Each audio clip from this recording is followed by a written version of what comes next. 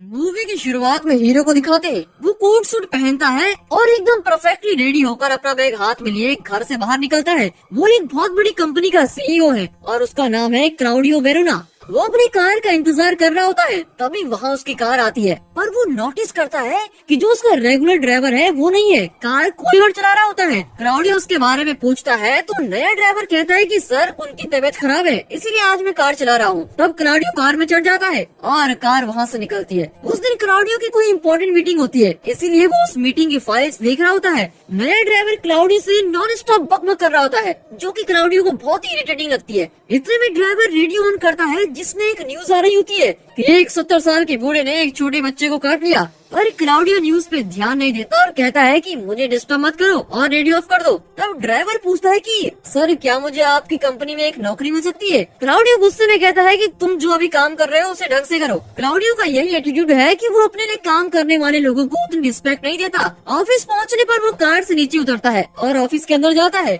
वहाँ एक लड़की जिसका नाम सिल्विया है वो उसे याद दिलाती है कि आज एक न्यूज चैनल में उसका इंटरव्यू है। उसकी बात को वो माइंड में रख लेता है और लिफ्ट के अंदर जाता है। वहाँ एक लड़की खड़ी होती है, वो और कोई नहीं क्लाउडियो की एक्स लवर मार्टा है। क्लाउडियो की शादी 5 साल पहले ही हो चुकी थी, पर मार्टा का हाल ही में एंगेजमेंट हुआ होता है। क्लाउडियो उससे कहता है मुझे एक किस दो ना। ऐसा कहकर वो मार्टा को जबरदस्ती छेड़ने लगता है। गुस्से में मार्टा उसके मेन पॉइंट में एक मुक्का मारती है और गाली देकर लिफ्ट से बाहर चली जाती है। क्लाउडियो का ऑफिस 10th फ्लोर पर होता है और वो वहीं जा रहा होता है। तभी उसकी वाइफ उसे कॉल करती है और पूछती है तुम ठीक तो हो ना, ऑफिस पहुंच गए क्या। क्लाउडियो कहता है कि हाँ मैं ऑफिस की लिफ्ट पे हूँ, क्या बात है। उसकी वाइफ कहती है कि अभी मैंने न्यूज देखी, लगता है कि कोई दंगा फसाद या टेररिस्ट अटैक हो गया है, तुम प्लीज सेफ रहना। जब वो बात कर रहे होते हैं तो अचानक लिफ्ट रुक जाती है। उसकी वाइफ कहती है कि घर आते वक्त दूध ले आना। ठीक है मैं बाद में कॉल करता हूँ। ऐसा कहकर क्लाउडियो कॉल कट कर देता है। फिर वो लिफ्ट ऑपरेटर को कांटेक्ट करता है और उससे कहता है कि मैं लिफ्ट में 6th और 7th फ्लोर के बीच में फंस गया हूँ। लिफ्ट ऑपरेटर कहता है कि सर जरा टाइम तो दीजिए, मैं चेक करके बताता हूँ। क्लाउडियो भी अपनी घड़ी देखता है और वेट कर रहा होता है, क्योंकि उसकी मीटिंग का टाइम भी तो हो रहा होता है। इतने में लिफ्ट ऑपरेटर वापस आ जाता है और फोन पे पूछता है कि सर आप वहाँ हैं क्या। क्लाउडियो मजाक में कहता है कि नहीं, मैं अभी बाहर जाके एक लाजवाब चाय पीकर आया हूँ। तो ऑपरेटर कहता है कि पावर यूनिट में छोटा सा प्रॉब्लम है सर, और मैं उसे ठीक करने के लिए अपने आदमी भेज रहा हूँ। तब क्लाउडियो उसे गुस्से में कहता है कि बिल्कुल ऐसे ही प्रॉब्लम 2 महीने पहले हुई थी, तुमसे एक लिफ्ट भी ठीक से मेंटेन नहीं किया जाता क्या। ऑपरेटर कहता है सॉरी सर, मैं जल्दी ठीक करने की कोशिश करता हूँ। क्लाउडियो उसे फिर वार्निंग देता है कि तुम्हें मैं 10 मिनट का टाइम देता हूँ, उसके अंदर लिफ्ट ठीक करके दिखाओ। फिर क्लाउडियो अपनी असिस्टेंट सारा को कॉल करता है और कहता है कि मैं लिफ्ट में जरा फंस गया हूँ, तुम क्लाइंट को सिर्फ 5 मिनट के लिए एंगेज करके रखो, मैं जल्दी आ जाऊंगा।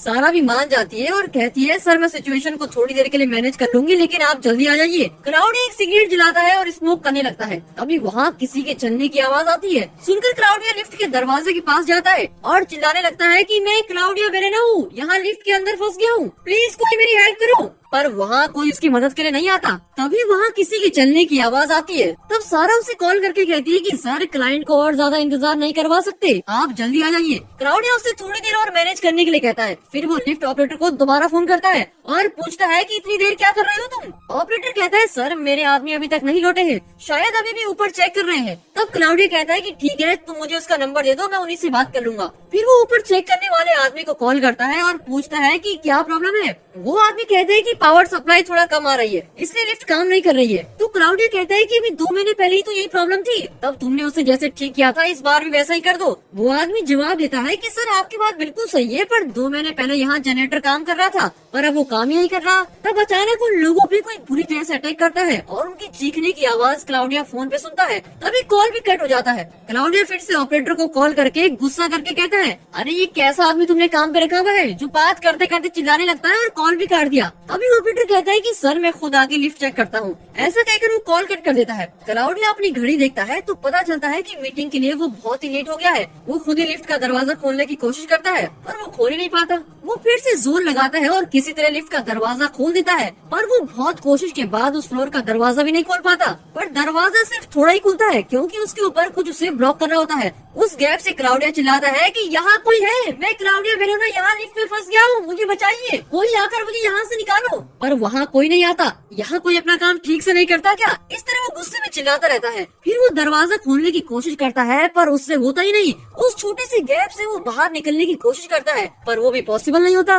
वो कुछ देर सोच में पड़ जाता है कि यहाँ से निकले तो निकले कैसे। तभी उसकी वाइफ कॉल करती है और कहती है कि बहुत देर से कोई हमारे घर के दरवाजे पर पीट रहा है, मुझे तो बहुत डर लग रहा है। क्लाउडिया पूछता है कि वे कौन है? उसकी वाइफ कहती है कि मैं बहुत देर से पूछ रही हूँ पर वे लोग जवाब ही नहीं दे रहे हैं। क्लाउडिया उसे पुलिस को फोन करने के लिए कहता है पर वो कहती है कि मैं ऑलरेडी कई बार कर चुकी हूँ पर कनेक्ट ही नहीं हो रहा। वो बहुत डरी हुई होती है और उसकी समझ में नहीं आता कि उसे क्या करना चाहिए। क्लाउडिया उससे कहता है कि तुम ऊपर बेडरूम में जाओ और वहाँ दरवाजा बंद कर दो। उसकी वाइफ बिल्कुल वैसा ही करती है और कहती है तुम जल्दी घर वापस आ जाओ। क्लाउडियो कहता है कि मैं लिफ्ट में फंसा हूँ यार, मैं कैसे आऊँ? जैसे यहाँ से निकलूंगा सीधे घर ही आऊंगा। क्लाउडियो ऑलरेडी मुसीबत में फंसा हुआ था और ऊपर से एक और नई मुसीबत उसके दिमाग खा रही थी कि अब उसकी वाइफ प्रॉब्लम में फंस गई है। तभी क्लाउडियो अपने फ्रेंड को कॉल करता है और कहता है कि यार कोई पागल मेरे घर का दरवाजा बहुत देर से पीट रहा है, मेरी वाइफ अंदर बहुत डरी हुई है, तुम प्लीज वहाँ जाकर थोड़ा चेक करो ना कि क्या हो रहा है। उसका फ्रेंड कहता है कि यार मैं ऑलरेडी ट्रैफिक जाम में फंसा हुआ हूँ और यहाँ से निकलने के लिए कम से कम 20 मिनट तो लगेंगे ही। मैं जितनी जल्दी हो सके तुम्हारे घर पहुँचने की कोशिश करता हूँ। क्लाउडियो उसे थैंक करके कॉल कट कर देता है। इतने में उसकी मॉम फोन करती है और कहती है कि सारे शहर में टेररिस्ट अटैक हो गया है, तुम सेफ है ना? क्लाउडियो कहता है क्या टेररिस्ट अटैक, और वो भी पूरे शहर में? आप टीवी न्यूज को सच मानती हो क्या? ठीक है मैं बाद में फोन करूंगा। ऐसा कहकर वो कॉल कट कर देता है और फिर से स्मोक करने लगता है। तभी कुछ लोग लिफ्ट के सामने से भाग रहे होते हैं और बचाओ बचाओ कहकर चिल्ला रहे होते हैं। क्लाउडियो उन्हें देखकर चिल्लाता है कि यार पहले मुझे यहाँ से बचाओ।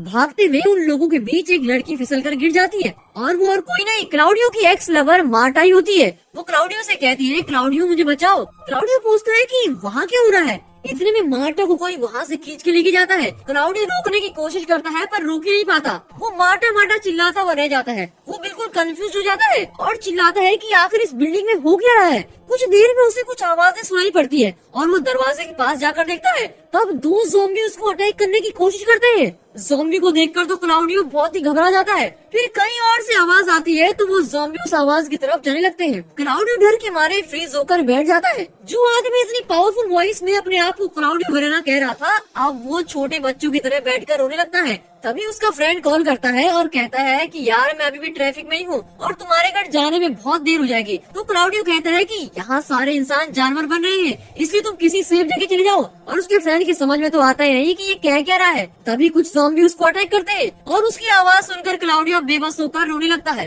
तभी लिफ्ट का ऑपरेटर उससे बात करता है। क्लाउडियो जो पहले उस ऑपरेटर को बहुत बुरी तरीके से डांट रहा था, अब उससे विनती करने लगता है कि प्लीज मुझे यहाँ से किसी तरह बचाओ। तब ऑपरेटर कहता है कि सर पता नहीं कि यहाँ हो क्या रहा है, मैं चेक करने के लिए ऊपर भी गया था पर मेरे आदमी तो वहाँ थे ही नहीं। तभी अचानक वो डर से भारी आवाज में कहता है कि सर मेरे रूम का दरवाजा तोड़ने की कोई कोशिश कर रहा है। क्लाउडियो उससे कहता है कि तुम वहाँ से किसी तरह बच निकलो, वहाँ पर मत रहना। तभी कुछ ज़ॉम्बी लिफ्ट ऑपरेटर को भी अटैक करने लगता है। ये आवाज सुनकर क्लाउडियो और भी घबरा जाता है। वहाँ से बाहर निकलने का उसका लास्ट चांस वो लिफ्ट ऑपरेटर ही था। अब वो भी ज़ॉम्बी के हाथों मारा जा चुका था। क्लाउडियो बहुत मायूस हो जाता है। इतने में उसे अपनी वाइफ की याद आती है और वहाँ का सिचुएशन जानने के लिए वो उसको कॉल करता है। कई रिंग्स के बाद जब वो फोन नहीं उठाती तो क्लाउडियो परेशान हो जाता है और बड़बड़ाता है कि प्लीज प्लीज फोन उठाओ। पर रिंग जाती रहती है और वो फोन नहीं उठाती। तभी वो मदद के लिए सारा को कॉल करता है पर सारा भी फोन नहीं उठाती। फिर वो लिफ्ट के गेट से बाहर देखता है कि शायद वहाँ पर कोई हेल्प के लिए मिल जाए। तभी उसे एक कॉल आता है। वो फोन उठाकर देखता है तो सारा उसे रिटर्न कॉल कर रही होती है। वो कॉल को अटेंड करने ही वाला होता है कि मार्टा उसे अटैक कर देती है क्योंकि वो भी अब ज़ॉम्बी बन चुकी है। मार्टा को जोर से धक्का देकर वो पीछे चला जाता है और लिफ्ट के अंदर की एक रॉड उठाता है। फिर उस रॉड से मार्टा के मुंह पर मार मार कर उसको जान से मार डालता है। उसे बुरी तरह से अटैक करने के कारण मार्टा का खून क्लाउडियो के ऊपर गिर जाता है। क्लाउडियो अपनी बोतल में रखे पानी से अपना मुंह धोता है और हाथ धोने लगता है। उसे मार्टा का मुंह दिखाई नहीं देता, इसलिए वो उसी रॉड से उसकी लाश को वहाँ से दूर कर देता है। फिर वो एक सिगरेट जलाने की कोशिश करता है पर उसका लाइटर काम ही नहीं करता। इससे वो और भी टेंशन में आ जाता है और लाइटर फेंक देता है। तभी लिफ्ट के अंदर मार्टा का खून बह रहा होता है। ये देखकर वो अपने बैग में कुछ ढूंढता है पर बैग में तो उसकी एक इम्पोर्टेंट फाइल है। इस वक्त उस फाइल से ज्यादा इम्पोर्टेंट था मार्टा का खून पोंछना, इसलिए वो उस फाइल को पकड़कर सारे पेपर से खून पोंछ डालता है। अभी वहाँ किसी की आहट आती है। क्लाउडियो उस गैप से बाहर जाकर देखता है तो पता लगता है कि सिल्विया आ रही है। क्लाउडियो सिल्विया से मदद मांगता है और फिर वे दोनों मिलकर दरवाजा खोलने की कोशिश करते हैं पर दोनों मिलकर भी उसे खोल नहीं पाते। तभी क्लाउडियो के हाथ से वो रॉड नीचे गिर जाता है और उस रॉड की आवाज को सुनकर ज़ॉम्बी उनकी ओर आ रहे होते हैं, पर वे दोनों उस ज़ॉम्बी की आवाज को सुन लेते हैं। अपनी गलती के लिए क्लाउडियो सिल्विया से सॉरी कहता है और उसे लिफ्ट के अंदर आने की कोशिश करता है, पर सिल्विया तो अंदर आ ही नहीं पाती और क्लाउडियो से सॉरी कहकर वहाँ से भाग जाती है। इतने में वो ज़ॉम्बी वहाँ पहुँच जाता है और लिफ्ट के अंदर घुसने की कोशिश करता है। इतने में दिखाते हैं कि उस ज़ॉम्बी को कोई मारता है। फिर पता चलता है कि सिल्विया ने उसे मारा है और अब वो उस ज़ॉम्बी को बुरी तरह से घायल करके उसे पूरी तरह से मार डालती है। एक्चुअली उसने गोल्फ स्टिक से उस ज़ॉम्बी को मारा होता है। बहुत जोर से पीटने की वजह से गोल्फ स्टिक एक तरफ से बेंड हो गई होती है। यहाँ लाइफ में डेथ वाला सिचुएशन चल रहा होता है, पर सिल्विया कहती है कि ये स्टेफन सर की गोल्फ स्टिक है, अगर उन्हें पता चल गया कि मैंने इसे डैमेज कर दिया है तो वो मुझे नौकरी से निकाल देंगे। उसके बाद सुनकर क्लाउडियो को थोड़ी हंसी आती है। क्लाउडियो का मूड थोड़ा लाइट होने लगता है। सिल्विया भी हंसने लगती है। दोनों की हंसी के बीच अचानक दो ज़ॉम्बी वहाँ आते हैं और सिल्विया को अटैक करते हैं। क्लाउडियो अपना रॉड जमीन पर मारते हुए चिल्लाता है कि यहाँ आओ, मेरे पास आओ, पर ज़ॉम्बी सिल्विया को वहाँ से खींच कर ले जाते हैं। ये देखकर क्लाउडियो की मेंटल स्ट्रेंथ थोड़ा कम होने लगती है, क्योंकि वो जिसको भी हेल्प के लिए बुलाता है वो सब ज़ॉम्बी का शिकार हो जाते हैं। और वो अब हिम्मत करके अपनी वाइफ को फिर से कॉल करता है। इस बार भी बहुत देर तक उसकी वाइफ फोन नहीं उठाती। आखिर में वो फोन उठा देती है और क्लाउडियो से बात करती है। क्लाउडियो को बड़ी तसल्ली होती है कि उसकी वाइफ जिंदा है। वो कहता है कि यहाँ सभी लोग जानवर बन रहे हैं, तो उसकी वाइफ कहती है कि मैंने अभी टीवी चैनल्स पे लाइव देखा है, अभी कोई बेडरूम का दरवाजा तोड़ने की कोशिश कर रहा होता है। क्लाउडियो कहता है तुम दरवाजे के पास जाओ और दरवाजे को पुश करने की कोशिश करो। उसकी वाइफ दरवाजे को बंद रखने की कोशिश करती है और कहती है मुझसे नहीं होगा, लगता है कि यहाँ कई लोग आ चुके हैं और मुझे बहुत डर लग रहा है। ऐसा कहकर वो रोने लगती है। क्लाउडियो बिल्कुल हेल्पलेस फील करता है और उससे कहता है मैं तुमसे और क्या कहूँ, कहकर वो भी रोने लगता है। इतने में वहाँ ज़ॉम्बीज़ बेडरूम के अंदर आते हैं और उसकी वाइफ को अटैक कर रहे होते हैं। दर्द के मारे वो चिल्ला रही होती है। उसके चीखने की आवाज क्लाउडियो को फोन पर सुनाई देती है और क्लाउडियो जोर जोर से रोने लगता है। अपनी वाइफ को खो देने के बाद क्लाउडियो बिल्कुल टूट जाता है और लिफ्ट के एक कोने में बैठ जाता है। तभी उसकी कंपनी का एक आदमी उस तरफ आता है। लिफ्ट के अंदर क्लाउडियो को देखकर वो कहता है कि सर आप यहाँ क्या कर रहे हैं, रुकिए मैं आपको भी बाहर निकालता हूँ। ऐसा कहकर वो लिफ्ट का दरवाजा खोलने की कोशिश करता है। क्लाउडियो घबराकर कहता है कि नहीं तुम यहाँ से चली जाओ, यहाँ जो भी मेरी मदद के लिए आ रहा है वो सब ज़ॉम्बी का शिकार हो रहे हैं। पर वो आदमी नहीं मानता और क्लाउडियो को बचाने के लिए दरवाजे पर जोर लगाता है। क्लाउडियो का डेट सच हो जाता है। एक ज़ॉम्बी उस आदमी को अटैक करता है और उसे घसीट कर वहाँ से ले जाता है। क्लाउडियो मन ही मन सोचता है कि इस कंपनी के लोग मेरी बात क्यों नहीं मानते यार। कुछ देर बाद एक ज़ॉम्बी को उस तरफ आते देखकर क्लाउडियो से आवाज देता है। तभी वहाँ 3 ज़ॉम्बी आ जाते हैं। उन्हें देखकर क्लाउडियो चिल्लाकर कहता है तुम लोगों को मेरी जान ही चाहिए ना, आओ अंदर आओ, मेरी जान ले लो। फिर उसका गुस्सा बढ़ जाता है और वो रॉड निकाल कर उन ज़ॉम्बी को जोर जोर से मारने लगता है। तब वहाँ एक लड़की की चीख सुनाई देती है। उसे सुनकर ज़ॉम्बी मुड़ के उसे देखते हैं। क्लाउडियो देखता है कि वो लड़की सारा ही है। सारा के पीछे भी ज़ॉम्बी होते हैं और अब आगे भी ज़ॉम्बी खड़े होते हैं। क्लाउडियो सारा को वहाँ से बचकर भाग जाने को कहता है। तभी सारा झट से वहाँ से एक रूम के अंदर चली जाती है और दरवाजे को लॉक करने की कोशिश करती है, पर ज़ॉम्बीज़ उसे बंद नहीं करने देते। क्लाउडियो अपनी रॉड से ज़ॉम्बी को रोकने की बहुत कोशिश करता है, पर वे किसी तरह उस रूम के अंदर घुस जाते हैं और सारा को अटैक करते हैं। सारा को भी मरते हुए देखकर क्लाउडियो को लगता है कि अब कुछ भी करके कोई फायदा नहीं होने वाला और मायूस होकर सर पर हाथ रख के कोने में बैठ जाता है। फिर उसे याद आता है कि उसकी वाइफ ने किसी जर्नलिस्ट को टीवी पर लाइव न्यूज देते देखा था। वो अपने फोन पर वही लाइव वीडियो सर्च कर रहा होता है और उसे देखने लगता है। तभी वहाँ पावर कट हो जाती है। उस न्यूज वीडियो में जो जर्नलिस्ट कह रही होती है कि इस तरह के इंसान जो जानवर बन गए हैं उनसे सावधान रहिए, अगर ऐसे इंसानों ने आपको काट लिया तो आप भी उन्हीं की तरह जानवर बन जाएंगे। तभी लिफ्ट के बाहर से 2 ज़ॉम्बी क्लाउडियो को अटैक करने की कोशिश कर रहे होते हैं। उसी वक्त क्लाउडियो देखता है कि लाइव वीडियो में भी उस जर्नलिस्ट को कुछ ज़ॉम्बी अटैक करने की कोशिश कर रहे होते हैं। तभी अचानक लिफ्ट के बाहर खड़े ज़ॉम्बी को कोई गोली से उड़ा देता है। क्लाउडियो बाहर जाकर देखता है तो देखता है कि वहाँ एक पुलिस वाला आया है। वो क्लाउडियो की मदद करने आता है और पूछता है कि जनरेटर कहाँ है। क्लाउडियो जवाब देता है कि वो ऊपर टेरेस पर है, पर ठीक से काम नहीं करता। तो पुलिस वाला कहता है कि मैं उसको ठीक करने की कोशिश करता हूँ, तुम ये वॉकी टॉकी रखो और मुझे जनरेटर तक पहुँचाने का रास्ता बताओ और ये गन भी अपने पास रखो, ये तुम्हारी सेफ्टी के लिए ही है। ऐसा कहकर वो गन चलाने का तरीका भी बताता है। फिर वो अपना नाम बताता है जो कि सैम है। क्लाउडियो भी अपना इंट्रोडक्शन कराता है और इसके बाद वो जनरेटर की ओर जाता है। क्लाउडियो उसको डायरेक्ट कर रहा होता है, आप स्ट्रेट जाकर लेफ्ट में मुड़ जाइए, वहाँ स्टेप्स लेकर ऊपर जा सकते हैं।